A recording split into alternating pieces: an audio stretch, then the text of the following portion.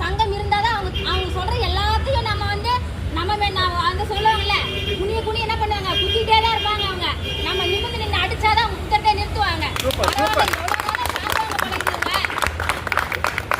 எவ்வளவு நேரத்தோட தாங்க குத்திட்டே இருக்கலாம் நினைப்பாங்க. நம்ம எதிர்த்து நிக்கணுங்க, திறமையா நினைக்க. ஏன் என்னால செய்ய முடியும், நான் செய்யறேன். செய்யும் போது ஏன் என்ன நீ அதிகமா செய்ய சொல்ற அப்படின்னு நம்ம கேள்வி கேட்கணுங்க.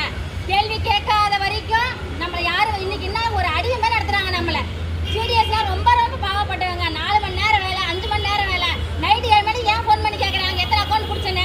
7 மணிக்கு அவங்களுக்கு வேலை இருக்குது, அவங்க டியூட்டி கொடுத்துருக்கீங்க, நீங்க அவ்வளவு சம்பளம் கொடுக்குறீங்களா என்ன? நீங்க ஏன் அதெல்லாம் பண்றீங்க?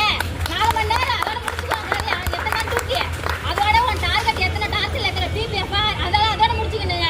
7 மணிக்கு ஃபோன் பண்றது, 8 மணிக்கு ஃபோன் பண்றது, காலையில 7 மணிக்கு ஃபோன் பண்றது, இதே வேலையா இருந்தா அவனா வீட்டுல சாப்பிட வேணாமா, தூங்க வேணாமா? அவனுக்கு ஃபேமிலி கிடையாது, அவங்களுக்கெல்லாம் எதுவுமே இல்லையா? ஏன் இந்த மாதிரிலாம் பண்றீங்க? அப்ப மேலதிகாரம் அதிகாரம் வரணும். அதிகாரம் பண்ணணும் தான், டியூட்டியாசம் மட்டும்தாங்க அதிகாரம் பண்ணணும். அது ஓரளவுக்கு தான் அதிகாரம் பண்ணணும்.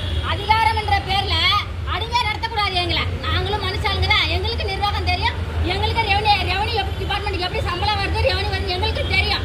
நாங்களும் அதை வச்சுதான் வேலை செஞ்சுட்டு இருக்கிறோம். அதை மீறி நீங்க அதிகபட்சமா வந்து திணிச்சீங்கன்னா கண்டிப்பா இந்த போராட்டம் தொடரும்.